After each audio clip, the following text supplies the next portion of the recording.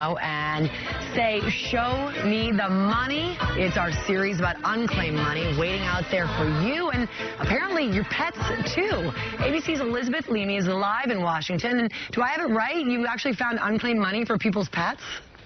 Well, Lara, for people's future pets, as you know, when you want to add a dog or a cat to your family, you can adopt one from the Humane Society, like I did with little Buddha here.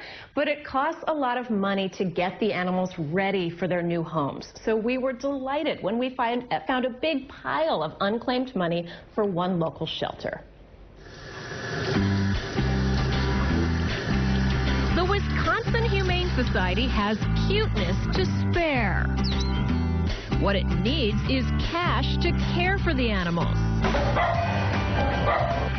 20,000 dogs, cats, puppies, kittens, turtles, squirrels, and raccoons a year, supported entirely by private donations in these tricky economic times. When people have fewer dollars that they can give to charities that they care about, people are losing homes and having to move into places where they can't necessarily take their animals, so we're finding that not only do we have less dollars, but we have more animals that need our services.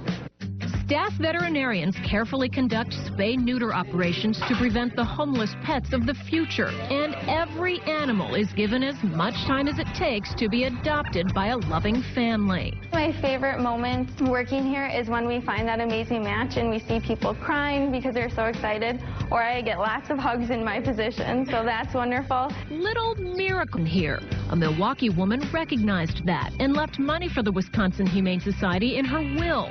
But somehow it went astray way back in 2004 and ended up in the Wisconsin State Treasurer's Unclaimed Property Fund. It's on the impetus of your calling and saying that you were going to visit that we did some detective work, and we discovered that there was this amount of money for the Humane Society that somehow had gotten missed. Now it's time to turn it over to its rightful owners. Some are panting at the possibilities.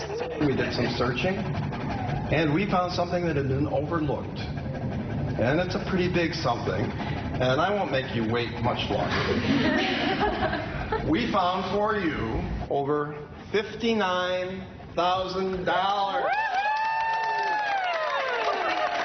Yes, how about that, huh? Could this be put to use, you think? Oh, my goodness.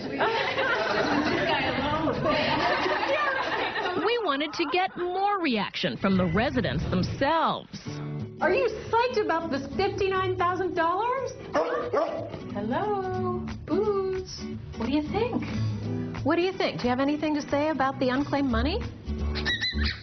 Well, I thought so too. Isn't it great? Actually, the humans here plan to use the money to pay for animal medical care and to educate children about animals. It's a huge amount of work to do, and for people to step forward and support it in that way, I wish we could thank her for what she did for us, because it's really so powerful. $59,358.85. This is the single biggest amount that we've surprised somebody with so far. Woo! In fact, let me have some high fives.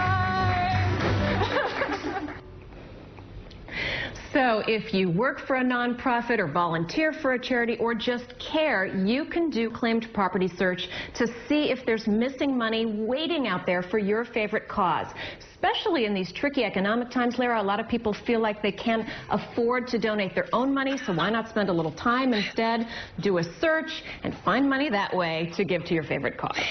Thank you, Elizabeth. I'm not laughing at you. I love this story. This is little Sophie, who's giving me a run for my money.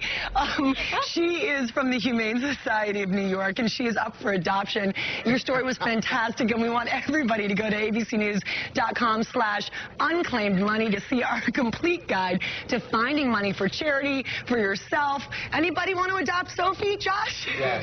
It's actually not Sophie's problem. It's actually Lara's the problem. Just so everybody knows. What else is new? Hey, earlier this morning,